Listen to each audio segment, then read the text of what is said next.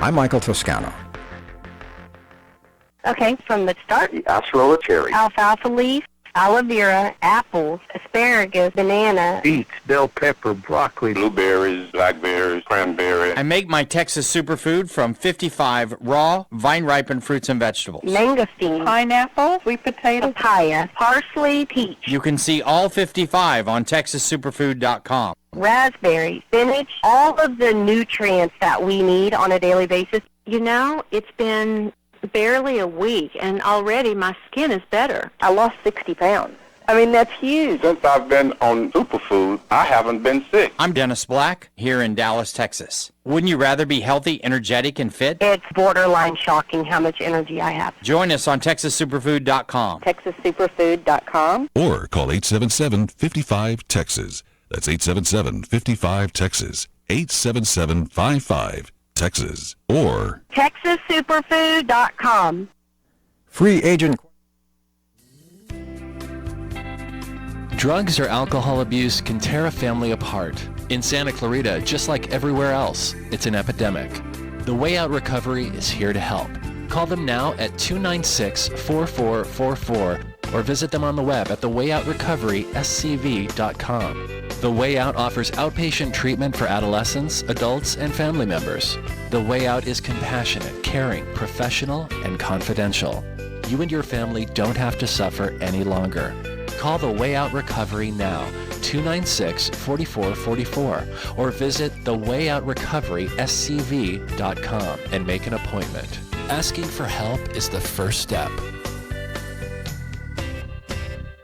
Did you know that nearly 1 in 3 women will experience domestic violence in her lifetime? And in Santa Clarita, our community supports its own domestic violence center with a shelter home, 24-hour crisis hotline, and bilingual counseling programs. If you or someone you know needs help, we're here. The 24-hour crisis hotline number is 259-HELP. For more information, go to dvcsantaclarita.com because no one should tolerate domestic violence. 259-HELP. If you're in danger of losing your home to foreclosure, you need an expert. Hi, I'm Rich Sherman with Alta Realty. I've helped hundreds of Santa Clarita residents save their homes completely for free. I've got just over 20 years experience and a loan modification success rate of over 80%. I can negotiate better terms with your bank and I can save your home from foreclosure. And again, we do this completely for free. So if you're in any danger, please call me today at 661-714-1400. That number again is 661-714-1400. I'm Rich Sherman with Alta Realty, and I'll be happy to help you save your home for free. There's only one Santa Clarita plastic surgeon who is Yale trained and board certified, Dr. Justin Heller. To be a board certified plastic surgeon like myself, what that truly entails is about 5 to 7 years of home surgical training in reconstructive, all areas, as well as aesthetics, which means your facelifts, your breast augmentations, your body contouring, true training, and board certification. In fact, that's the only board certified area that can be achieved in this realm. Dr. Justin Heller, warm, understanding, always available for guidance because he's local. HellerPlasticSurgery.com. Doing right starts right here. At Union Bank, community banking is at the heart of what we do. From giving customers more convenient access to their money to financing their homes here in the neighborhood. Union Bank believes in acting locally. We also believe that investing in local businesses helps everyone. For over 150 years, Union Bank has grown strong, one community at a time. We live here, we do business here, and we're here for you. Stop by your local branch today to experience the strength of community banking. There are 3 Union Bank branches conveniently located in the Santa Clarita and Antelope Valley area. To find your nearest branch, visit unionbank.com. Loan subject to credit and collateral approval. Financing available for collateral located in California, Oregon, and Washington. Fees and restrictions may apply. Terms and conditions subject to change. MUFG Union Bank N.A. member FDIC equal housing lender. Union Bank is a registered trademark and brand name of MUFG Union Bank N.A. Hey there, I'm Tori with your hometown station weather. A beautiful day today, but warm. Sunny and a high of 97. Same exact forecast for Wednesday and Thursday, with lows in the upper 60s, low 70s. The Valencia Nissan Pet Adoption Day is this Saturday, August 12th, from 10 to 2 at the Valencia Nissan dealership on Creekside Road in Valencia. All adoption fees will be covered by Valencia Nissan and the ASPCA. For more information, go to hometownstation.com.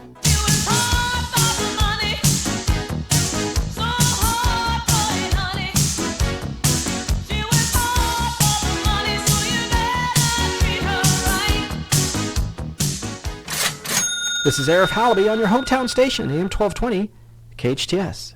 Hey, welcome to the show, Total Financial Solutions, Safer Money Hour. I'm Arif Halaby, along with Jeff Gerard, who's here joining us every week, of course, at this time, talking about your family's finances, getting out of debt, managing money, of course, planning for your future and what that's all about. Look, often we'll bring on guests and we'll talk about specific subjects and things that matter to you. And why is that important? For two specific reasons. Number one, you're only on this earth for a period of time. And number two is the difference you need to make in the people who call you friend, parent, brother, sister, mother, but who rely on you, right? People who care about you and you care about them. So I'm going to give you two things today. Number one, it's a quick little tip. Come by KHTS right on Main Street, 24320. That's 24320 Main Street, to the KHTS radio station, and pick up a new book. It's called The Inspirational Parent, Magical Ingredients for Effective Parenting. You can buy it today on Amazon. You can come by and meet the author. We have a little bit of a grand opening here and a good chance to meet Alex Urbina, the author. Today, the book launch is to make Alex #1 on Amazon. So come by. You get a chance to buy the book directly. Meet Alex, even ask some questions. Meet his daughter, who I think is the inspiration behind the book. She's the brains behind the operation. Just kidding, no, of course. But she's his co-host, if you've ever listened to his show, right here on KHTS.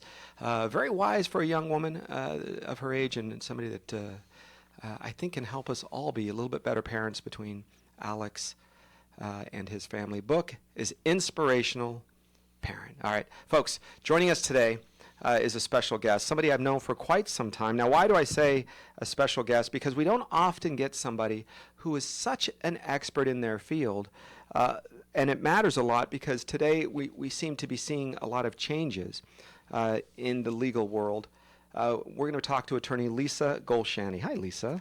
Hello. Thank you for having me. You're welcome. Lisa has been a long-time business owner and practitioner right here in Santa Clarita. Somebody who's seen clients, I don't know, 10, 12 years? How long have you been out here? Roughly 10 years. Okay, yeah. right about 10 years. It seems like I've known you a lot longer. Lisa specializes in special needs trust. Now, when we say special needs trust, it's kind of like a revocable living trust, a bit of a buzzword in the last maybe decade or so in the legal profession, the financial profession. Do you have a living trust? Do you have a revocable living trust? So we're going to talk to her about some of the areas between living trust, special needs trust. What are they? Who needs them? And maybe you need one, depending on your situation. So Lisa, tell us what a regular revocable living trust is. What is that all about? A living trust is a contract. And there's three characters in any trust that you establish. So you have the grantor or the trust maker, which is the person who establishes the trust. You have the trustee, which is the person who manages the trust. And you have the beneficiary, which is the person who benefits from the trust. So typically when you establish a revocable living trust, you will serve in all those three capacities during your lifetime. And it's a tool to enable you to make sure that your wishes are carried out without any court interference down the line. Make sure that your family can avoid probate, ensure that the right beneficiaries inherit your estate with the least amount of delay, the least amount of expense, and the least amount of emotional anguish, really.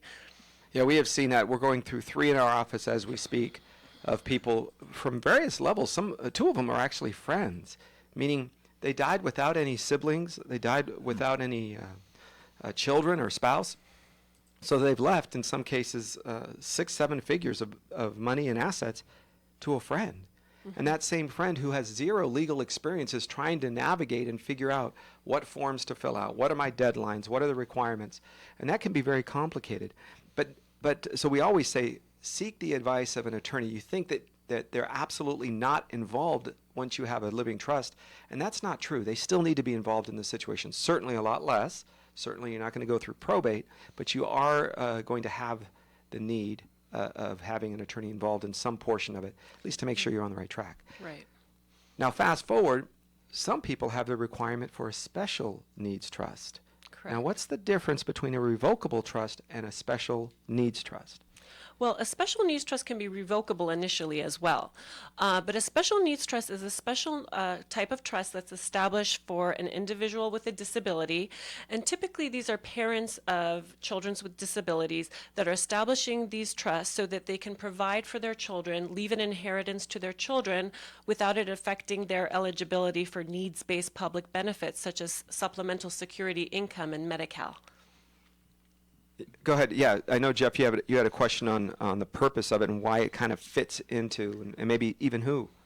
Well, and you started to give some examples.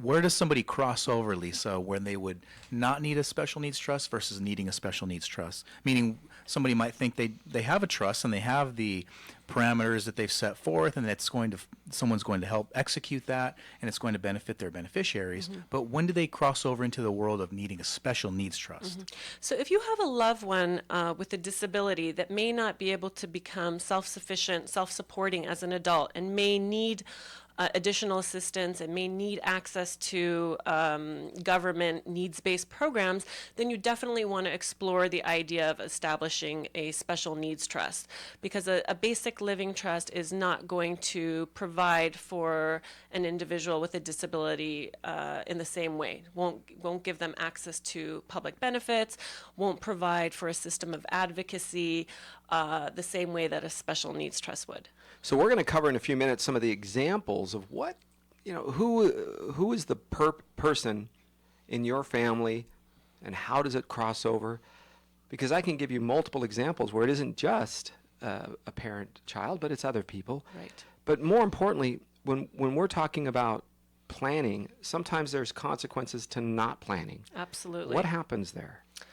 Well, in the case of a loved one with a disability, if you don't plan appropriately in a worst case scenario and you leave assets outright to them, what would happen is that unfortunately your loved one may lose their eligibility for needs-based or means-tested government benefits. So let's talk about what that is. So needs-based means Social Security, disability. Is that one of them? Supplemental security income Okay. And Medi-Cal are the two primary needs-based tested government benefits programs. And you need to have less than $2,000 in liquid resources or assets in order to qualify for these programs. So if I pass away and have a house that's worth $500,000 and I leave it to my special needs child, or I have a life insurance policy and I leave it to my special needs child directly, they're not eligible anymore, are they? Well, there is an exemption for a house. So you could leave your home to a special needs child without it affecting their eligibility.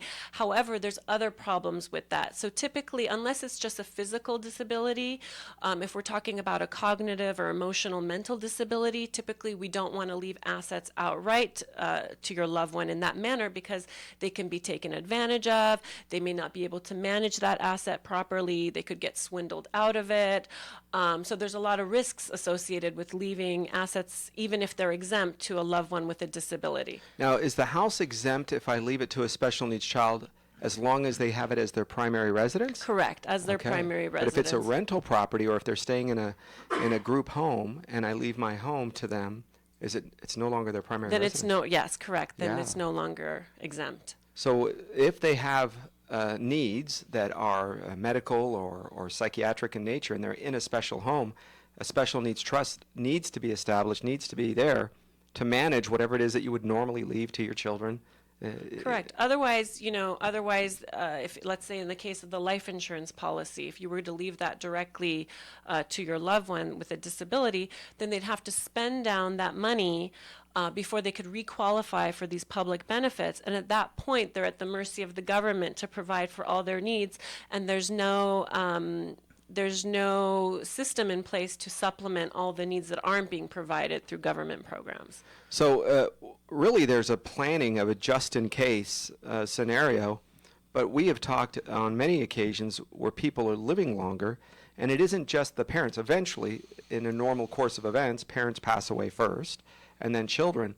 And if over the course of time the medical needs are met, and they sustain life of your child, it's possible for a special needs child to live in their 80s, 90s, even 100 these days. Yeah, a lot of individuals with disabilities are living regular lifespans, so it's not really realistic to plan on outliving your child. I know back in the day that used to be the plan, but it's not really realistic to plan that way.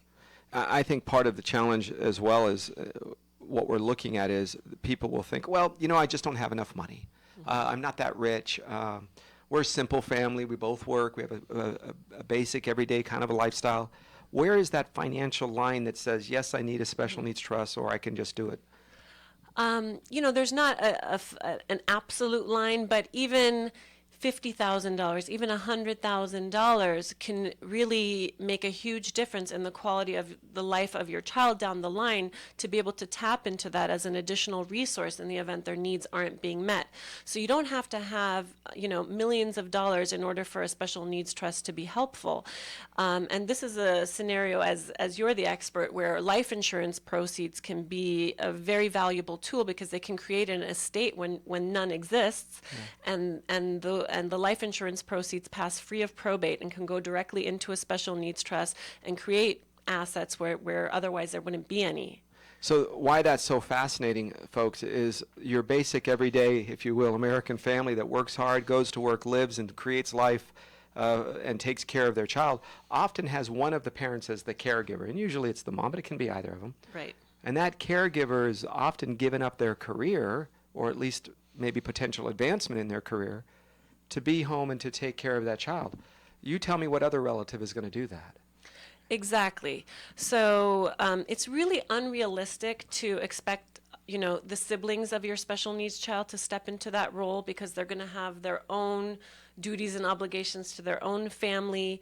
And even with the best intentions, if you rely on them, there's not going to be any guarantee that they're going to be able to provide for your child. So that's why it's so great to establish a special needs trust, where you can establish a surrogate system of advocacy, where the trust funds can be utilized to hire advocates to advocate on behalf of your child. And it becomes somebody's job, and they're responsible not just in a morally and an ethically way, but there's also legal responsibilities for that person, for the trustee, to get in there and make sure that the needs of that special needs child or person are being met. Certainly. So whomever's serving as the trustee is going to be held to a fiduciary standard of care. So they're legally obligated to act in the best interest of your child.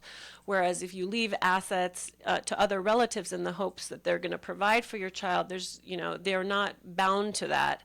And if something happens to them, perhaps something happens to the relative prior to your special needs child passing away, then there's absolutely less likelihood that those funds are going to be used for the benefit of your child. And we've seen that time and again in just the basic everyday trust. I had a friend of mine and a client who died in his early 30s, and he had 2 boys, and he left to be in charge of the money with his oldest brother, to make sure he was going to take care of his 2 sons, because the boys' moms were just not 100% financially savvy. And this older brother had established himself as one with a reputation of understanding finances better than just about anybody else in the family. And he died of a heart attack. Very weird, one of those anomalies, a young 30-year-old. And we just didn't hear from him for a bit, and neither did his parents. And, the day later, they found him. Exactly. So you could have the most trustworthy and honorable typical child that may be willing to take care of their sibling, but if something happens to them, is their surviving spouse and or children going to have that same dedication to your special needs child? The answer is probably not. Yes, and not only that, but I think it becomes the asset. If you leave it to that oldest brother and he decides to divorce or she decides to divorce, some of those funds that are in his name are half hers. Exactly. So the assets that you intended for your child, your special needs child, could end up being diverted to an ex-spouse. So that's why you definitely want to establish a special needs trust rather than rely on relatives. And the pool man. We're going to take a quick break, folks. We're going to continue with Lisa Golshani, Jeff Gerard. I'm Arif Halaby on your place for News Talk and Information. We're going to continue with special needs trust. What is it?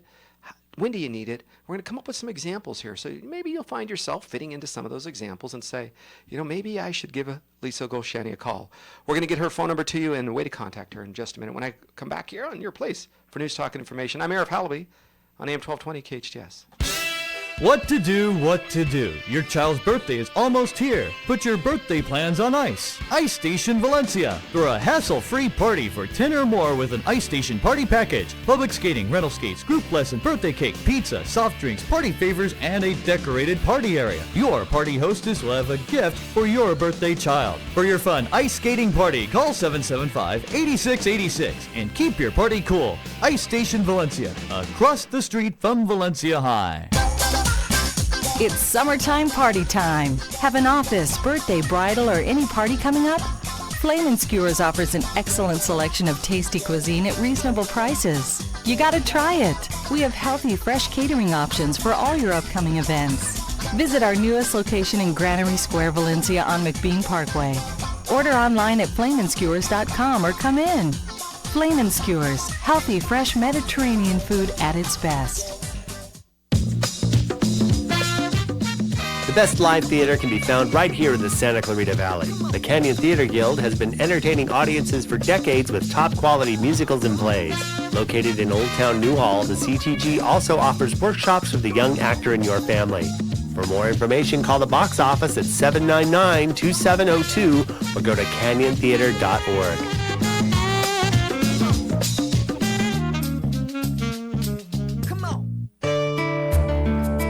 Doing right starts right here. At Union Bank, community banking is at the heart of what we do. From giving customers more convenient access to their money to financing their homes here in the neighborhood, Union Bank believes in acting locally. We also believe that investing in local businesses helps everyone. For over 150 years, Union Bank has grown strong one community at a time. We live here, we do business here, and we're here for you. Stop by your local branch today to experience the strength of community banking. There are 3 Union Bank branches conveniently located in the Santa Clarita and Antelope Valley area. To find your nearest branch, visit unionbank.com. Loan subject to credit and collateral approval. Financing available for collateral located in California, Oregon, and Washington. Fees and restrictions may apply. Terms and conditions subject to change. MUFG Union Bank N.A. member FDIC equal housing lender. Union Bank is a registered trademark and brand name of MUFG Union Bank N.A.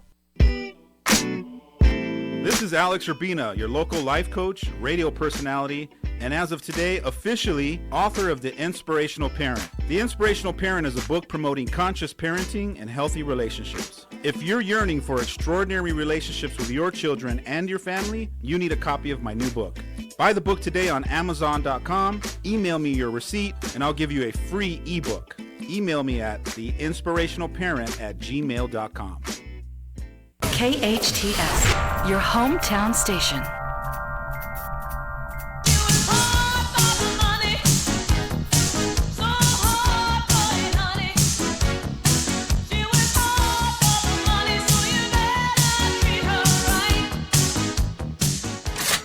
This is your place for news, talk, and information, your hometown station, AM 1220 KHTS. Hey, welcome back to the show, Total Financial Solutions, Safer Money Hour. I'm Arif Halaby along with Jeff Gerard, and we're talking to special guest, Lisa Golshani. She's an attorney specializing in special needs trust. So when we say a special needs trust, what is that and why does that matter? Lisa, just to recap a little bit, special needs trusts are there for people that have children and or other loved ones that need a little bit more help even after you pass away. Exactly. It's like creating a private social service system for the benefit of your loved one that has a disability.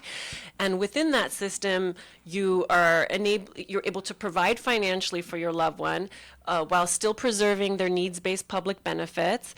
And you can lay out a vision of what you foresee for their future. You know, what kind of lifestyle you want your child to have, what kind of residential arrangements you want your child to have. You can build in a system of advocacy and advocates to advocate on behalf of your child and checks and balances. So it's more than just preserving public benefits through this trust, but creating a private social service system to ensure that your child's needs are met and that they're not neglected. And these are folks that have a need to really kind of take care of their kids in the next generation, I think. Even beyond, even after I pass away, it can go on for 20, 30, 50 years. You can have a special needs trust. There's no end to it necessarily. Right. So usually it's established as a lifetime trust for the benefit of your loved one with a disability. But what's wonderful about it is that we can plan with flexibility in case your loved one outgrows their disability. So a lot of times I see parents of younger children that have just gotten a recent diagnosis, frequently of, let's say, autism. And they're not sure what the prognosis is for the future of their child and how independent and self-sufficient that child can be. So what's wonderful is we can establish this special needs trust in the event that they need it, but we can put in provisions that allow the trustee to terminate the special needs trust or merge it into a general needs trust, or make a distribution outright to your loved one once they're older. So they won't be tied into something that they no longer need down the line, should they outgrow the need. And so what are some of the drawbacks because it sounds like there are a couple of exit clauses or some escape hatches, if you will, to, because we talk about revocable, irrevocable, meaning you can change something or you can't change something. What are some of the drawbacks of having a special needs trust versus any other type? Well, some of the drawbacks can also be pluses depending on how you look at it. So if you have typically the way a special needs trust works is that the trustee has to have complete discretion as to the time, purpose, and amount of distributions. So the individual with the disability has no power to demand distributions. So that can be a drawback if you have somebody who has exclusively a physical disability. Let's say it's somebody who was injured in an accident and now paraplegic, but still has full cognitive abilities. They're going to be giving up some of their freedom and independence by having to rely on somebody else to make distributions and investments on their behalf. But in the vast majority of cases, if it's a developmental disability or somebody who has cognitive problems, in that case, this can be a benefit because we don't want them to be managing their own assets. We want somebody else who has expertise and is better suited to manage that money for their benefit. So I would say that's the primary drawback, but like I said, in most circumstances, it can actually be a plus. Well, let's take a look at some examples. You had mentioned potentially parents with autism, with a child with autism, as needing or requiring a special needs trust. At what point would you say, I have a child with a diagnosis? My understanding today is that a lot of young people, if they're diagnosed early enough, and there's therapy of some sort that's gone on, I don't know the right term, but therapy of some sort, then they can actually learn how to cope and almost function in a normal, I hate that word, but in a regular setting. Right. So when do you say, I think we're going to need it, let's put it together and then bail out later? Is there a time frame? Is there at age, when your kid's 2 years old, 10 years old? What do you think? I really don't think there's an absolute time frame or right or wrong answer to that question. I think it has to do with how conservative the parents are and how proactive they want to be in covering all the potential bases, and how comfortable they are waiting. I mean, I don't think there's any drawback to establishing the trust, because knowing that it can be contingent on the need for that trust. So we can draft it in a way where it's not going to be utilized at all. So we can say in the living trust that if by the time I pass away as a parent, my child no longer requires assistance and benefits, then just ignore the special needs trust and direct the funds into a typical general needs trust for the benefit of my child. So there's really no drawback, I think, in establishing a special needs trust. It's only potentially the cost of establishing it would be, the only drawback I can see. So we come to you and they set up a regular revocable living trust, and I have a child that may or may not need special needs control, if you will, over that. You can put a provision inside of the regular revocable trust that says if upon my passing, and it's an immediate car accident, people will die at the same time often, when that happens, they take a look and they say, let's take a look at the situation medically and psychologically, and there is a need for a special needs trust, created. Oh, there isn't? Go down the regular route. Exactly. So usually what I recommend is having the standalone separate special needs trust established during the parent's lifetime, but not having it funded typically. So it's there as a safety net in the event it needs to be funded, but we leave it to the discretion of the trustee to determine at that future time if it's necessary. So if it's not necessary, we can just bypass that special needs trust and it would never be funded. But it's there in the event that your child needs it. And if they do, then it can really make a dramatic difference in the quality of their life, their choices, dignity, and safety guards and safety nets that are in place for the benefit of that child. Well, I was going to say the word you just used is very important when you're talking about trust is funding.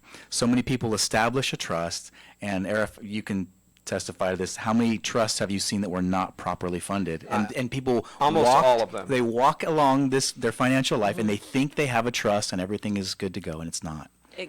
Yeah, I was going to say, they come to us and they say, oh, I have a trust, to take a look at it. We're certified estate planner. It just gives me the ability and a little bit higher education to kind of review these things and make sure the attorneys are involved. And so many times I look at this and they don't even have their home in it. They have the paperwork, they have the deed, it's maybe even notarized, but the attorney never sent it in. Yes. Or they never sent it in. Unfortunately, the vast majority of living trusts out there are not funded, meaning assets are not titled in the name of the living trust, and beneficiary designations aren't coordinated with the estate plan.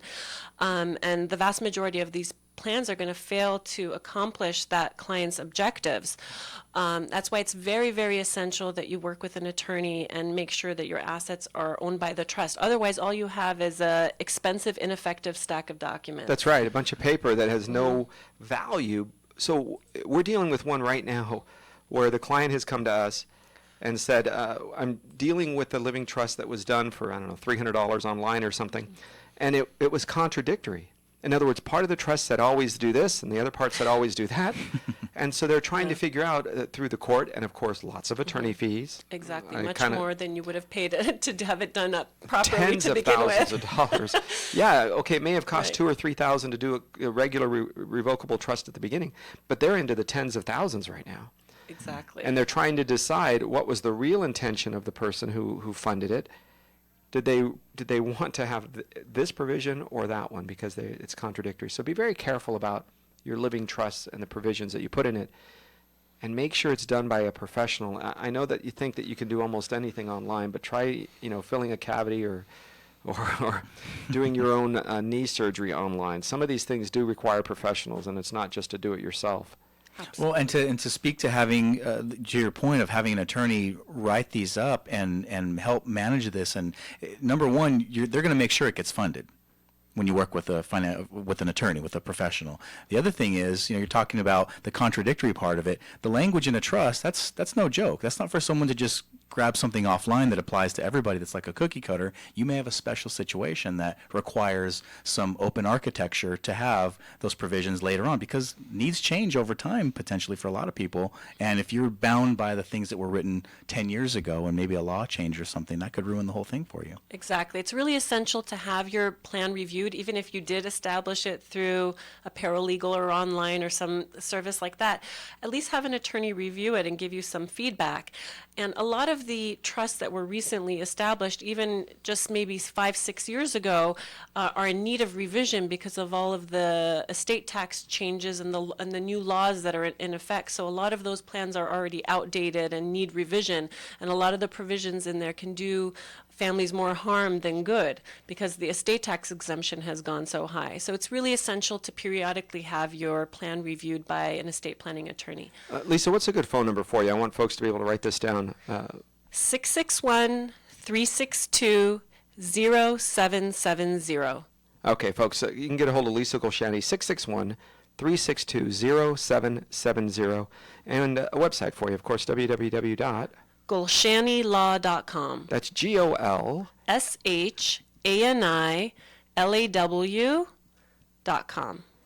GolshaniLaw.com. And folks, you can always go, of course, to tfswealth.com, that's us, or hometownstation.com. Click on Total Financial Solutions, send us an email, and we'll be happy to forward you her contact information. All right, we're talking to Lisa Golshani about living trusts, specifically the Special Needs Trust. But both of those can be done through Lisa's office. And one of the things that matters to me is years ago I heard you speak at a group of a parent group, like a support group here. I don't even know if you remember that. It was a parent support group. And we were both talking on different things. I was talking about the life insurance side of it, and you were talking about the special needs portion.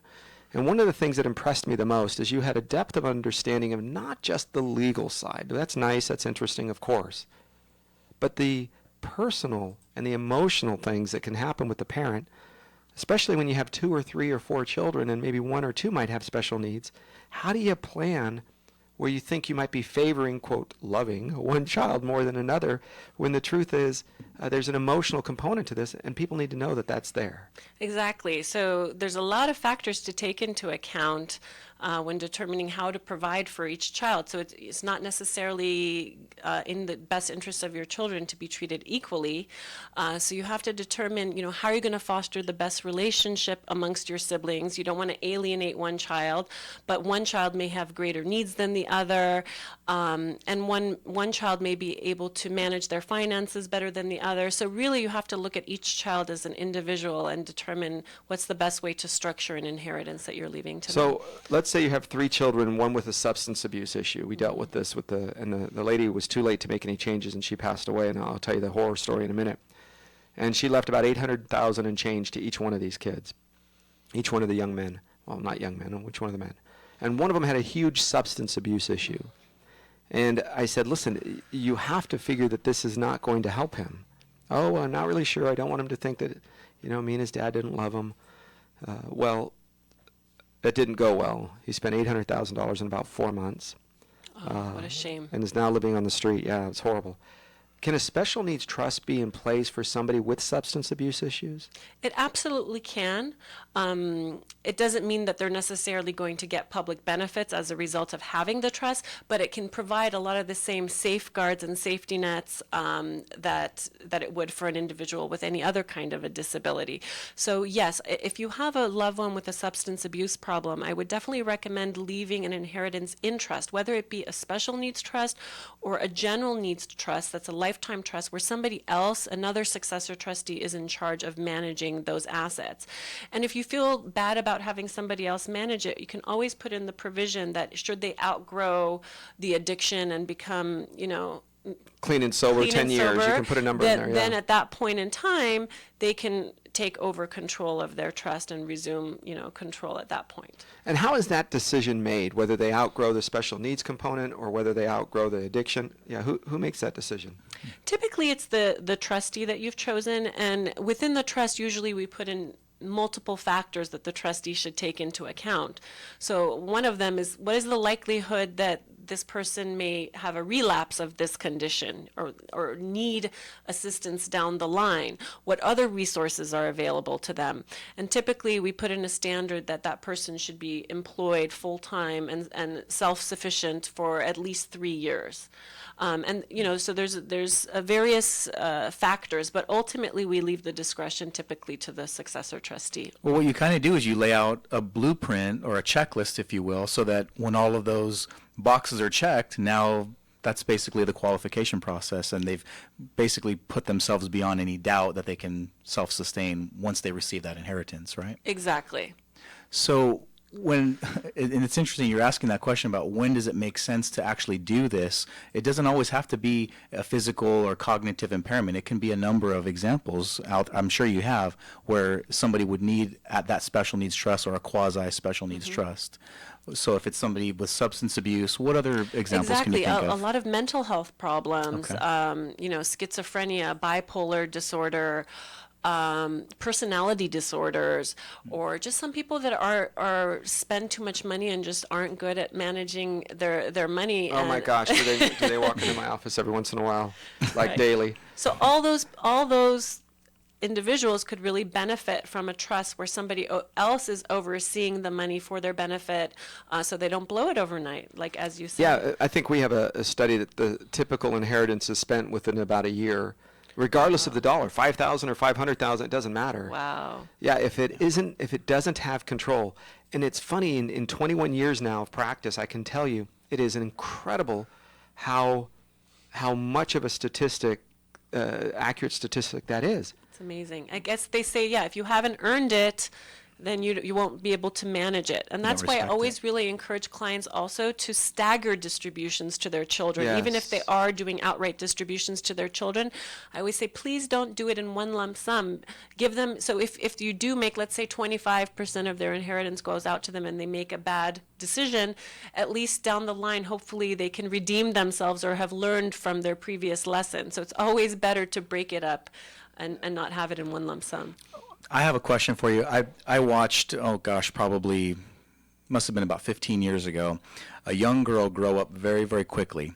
Her mother passed away, and she has the gal has 2 siblings, and they weren't really worth the hoot when it came to executing the parts of the trust. Well, there was very little that was funded. The rest all, from what I understood from the story, all went to probate. So this young girl in her mid-teens, not even 18 years old, had to work through emancipation. She had to become an adult. She had to go through all these steps just so that she could take care of her mother's house, that was meant to go to the siblings. They really had nothing to do with it, so she did everything.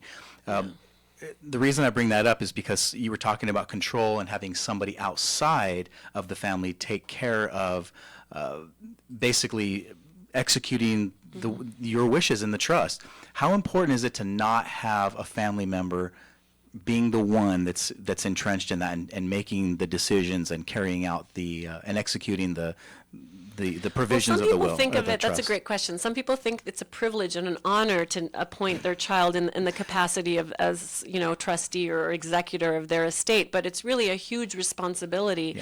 And oftentimes it can result in feuds among siblings and family fights. So it can be really helpful to have an independent third party navigate the administration process so that they're impartial, so everybody's treated fairly, and to try to prevent all the issues that can come up amongst family members if one person's in charge and doesn't see eye to eye with, let's say, a sibling. We always say, look, if you want your grandchildren to talk to each other, if you want your great-grandchildren to even know that you and others existed, then do not put anybody unless you have an only child and that only child is receiving everything, fine. They'll still kind of, say things under their breath. I was going to say curse you under their breath, but maybe not. But while they're going through the paperwork and the audits and the appraisals and the tax returns and all the stuff they have to go through, but at least there isn't going to be big disputes and feuds because it's only going to one person and you have an only child. But if you have 2 children or more that are expecting your inheritance or other people, you have to be very careful. Yes, otherwise there could be a lot of resentment amongst the siblings, and then they can get locked in terms of how to move forward with assets, whether to sell, whether, what to do with them, whether to dissolve the estate, and they just become frozen, not be able to. I think one of the biggest mistakes, so that's one of the biggest mistakes I have seen. Yes. The second biggest mistake, and maybe even larger than that, is putting 2 people as co-trustees. Oh, yes. Oh, my gosh. You want to spend all your money on lawyers? And I love lawyers. My sister's one. But give, goodness gracious, don't put 2. I have a boy and a girl. I'm going to put them each because she's good at this and he's good at that. So I'm going to put them at never. Yeah, I highly advise against co-trustees. You can have one person and then name successor backups in the event that one of them is unable to serve. But naming 2 people to serve jointly is a recipe for disaster. Yeah, you can't even decide whether it's, Italian or Mexican food you're going to have tonight, or pizza, or, forget it, folks. Let alone, should we sell Mom's house now or wait for the market to go higher, or should we forget it? Exactly. Okay, we're going to come back in just a minute. I want to continue, though, with Lisa Golshani as we come back in a minute. One of the questions that should really matter is this. Why is it important for you to plan early? And we're going to give some examples here. So we're going to take a little bit more time after this break as we go to the top of the hour, because I want to give you some examples of, and maybe you'll see yourself or a loved one in that picture, and they'll go, oh, okay, maybe that's when it makes sense, because it's always for those people. We're not rich enough, or our child isn't an issue enough, or I'm not taking care of my sibling like, my mom said I would. But maybe those things are going to change when we come back. Your place for news, talk, and information. We're talking with Lisa Golshani, folks. You can get a hold of her at 661-362-0770 or golshanilaw.com. It's GOLSHANI law.com. I'm Arif Halaby along with Jeff Gerard, and we'll be back in just a minute on Total Financial Solutions Safer Money Hour on your hometown station. We'll be right back. Healthcare can be difficult if you're underinsured or have Medi-Cal. Samuel Dixon Family Health Center can help. Services are available on a sliding fee schedule. The mission of the Samuel Dixon Family Health Center is to give the Santa Clarita Valley access to affordable, quality primary care. There are 3 locations to serve you: Canyon Country, Newhall, and Valverde.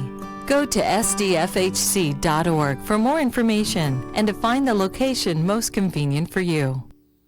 Hi, I'm Miles McNamara, Certified Senior Advisor and owner of Comfort Keepers in Home Care. Our caregivers help you in your own home. A Comfort Keeper can provide companionship, meal preparation, medication monitoring, assistance with personal care, transportation to doctor appointments, all enhancing your independence and safety in the comfort and privacy of your own home. So if you or someone you love could use a helping hand at home, call Comfort Keepers at 287-4200. That's 287-4200. Green Thumb International, your lawn and garden professionals, have the widest variety of shrubs, flowering plants, and garden supplies in the Santa Clarita Valley. Mulch soil surface. Mulching cuts down on water loss due to evaporation. A 2-inch layer of mulch or compost is recommended. Apply mulches to shrubs, trees, annuals, vegetable gardens, and even containers. On Newhall Avenue in Old Town Newhall near Sierra Highway, Green Thumb puts the green in your thumb. You're hungry, and that means combo specials at Flamin' Skewers. Try their sandwich combo, any sandwich paired with a salad, rice, or fries. Flamin' Skewers offers an excellent selection of tasty cuisine at reasonable prices. We have healthy, fresh catering options for your next event, too. Visit our newest location in Granary Square, Valencia on McBean Parkway. Order online at flaminskewers.com or come in. Flamin' Skewers, healthy, fresh Mediterranean food at its best. The most charming new restaurant is now in Santa Clarita. Marston's Restaurant has been a Pasadena landmark. Voted the best breakfast in California by the Food Network magazine. Now, discover Marston's new Santa Clarita location, open for breakfast, lunch, and dinner. Marston's also has a fantastic catering menu that adds a delicious twist to any event. And they cater picnic dinners for that memorable romantic date. Experience Marston's on Newhall Ranch Road in McBean, or log on to marstonsrestaurant.com. Your hometown station.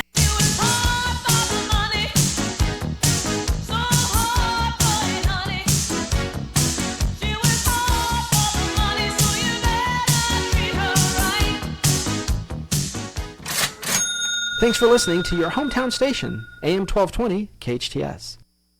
Welcome back to the show, Total Financial Solutions, Safer Money Hour. How do you get out of debt, manage money, and plan for your retirement, your future, your life? Well, you're going to do it in a few different ways. One of those specifically is understanding things like a special needs trust. When do you need a revocable trust, and why does it matter to have an attorney handle it as opposed to the do-it-yourself?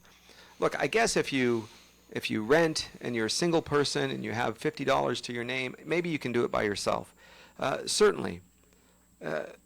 But be very careful if you have a special needs child or a sibling or a spouse or somebody that is going to be needing a little extra care, because the government benefits are set up to provide under a needs-based, meaning if you're a multimillionaire, you're not going to get the same benefits as if you're really poor.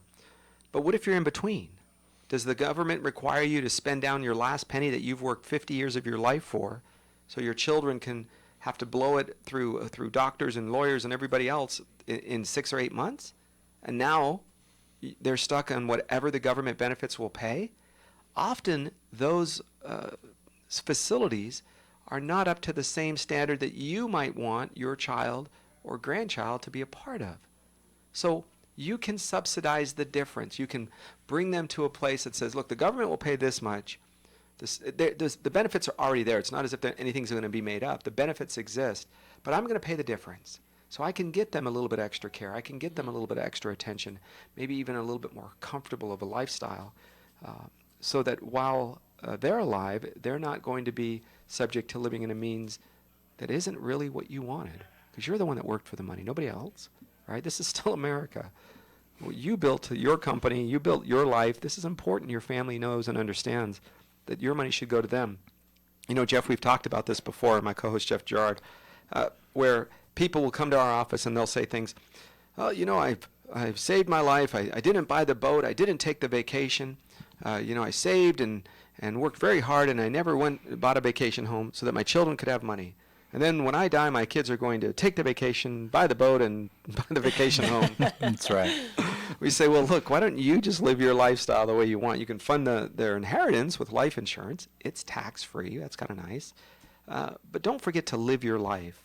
And the way that a lot of parents, Lisa, I think, often through guilt, and you have to deal with that, where they come to you and there's a guilty component, whether it means that they've done so well financially, but they just can't help or cure their child to the place where they want or think they should be.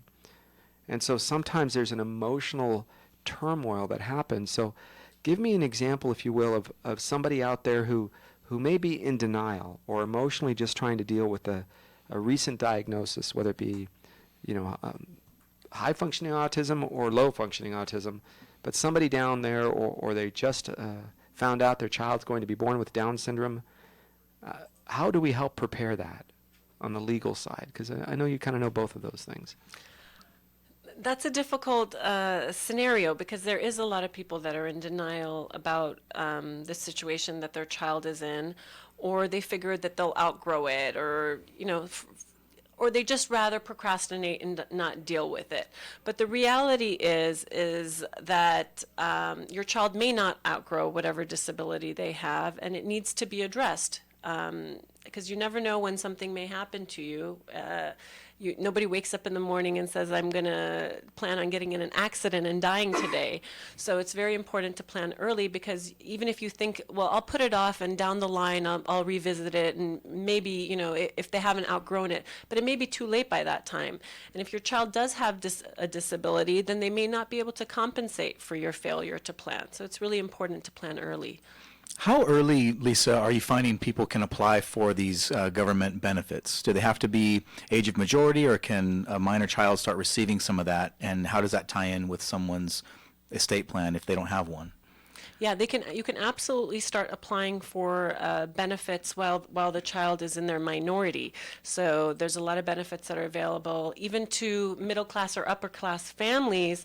There's certain waiver programs where they can still qualify for Medi-Cal and IHSS and other wonderful programs that can help ease the burden of providing for a child with special needs. And I would imagine that, let's say I'm the parent of a special needs child, I'm trying to build my financial life so that I'm not a burden to anybody else, and I can self-sustain in retirement. So maybe I'm saving in IRAs, 401ks, retirement accounts, things of that nature. What would be countable versus non-countable, and where would I qualify or disqualify my child from those benefits when I have, a certain amount of savings on my own? Well, all of your assets are attributed to your child while they're under the age of 18. Okay. But what's nice is that you could be Bill Gates, and once your child is 18, they're determined to be independent, and your resources are not attributed to them whatsoever. So at that point, they can qualify for even greater amounts of benefits if you plan properly. And so let's think about this. Give me an example of a parent or person that would need to set up and open a special needs trust. Husband, wife, work. Let's take the basic. She's a stay-at-home mom, 3 children. He's a working dad, and they have 1 child with moderate autism. Mm-hmm. Is that a qualification? Is that somebody who says, I think I need to start planning and have a special needs trust there? Absolutely, because it wouldn't hurt to establish this. It can only help your child by having these safety nets in place to ensure that they will have access to government benefits down the line should they need them, and will have people in place to supervise them and serve as an advocate for them should they need that down the line. But if they don't need those services and they are able to be self-sufficient and independent, then we can do away with the special needs trust, so there's flexibility. So we have a client who is the lady and she has 2 brothers that are special needs. The mom and dad, when they passed away, left everything to her. Mm-hmm. And she set up 2 special needs trusts for each one of the kids, mm-hmm. each one of her siblings. Mm-hmm. And so she's now in charge of them mm-hmm. and manages it. And, of course, she's the trustee and has to dole out the dollars. So occasionally she gets into a bit of a rub with the boys who wants to keep spending it on whatever his hobbies are. But as far as the ability to set it up, sometimes a sibling can set it up for their siblings. Is that right? Siblings can set it up, but most frequently we don't see that happening. So that was a very responsible and noble sister in that Very much so. scenario. Yes, she You is. just usually what happens is that siblings begin to see this money as part of their own estate. They begin to see it, and they figure, well, you know what? When my special needs sibling passes away, it's supposed to revert back to me anyways. So I'll just borrow some now. And they begin, it's a conflict of interest in that scenario. And in the vast majority of circumstances, siblings are not proactive about planning for their siblings. You're so right. And ultimately, I think she's been blessed financially because of that under her own financial life. Specifically, I think because, she has the right perspective on this money.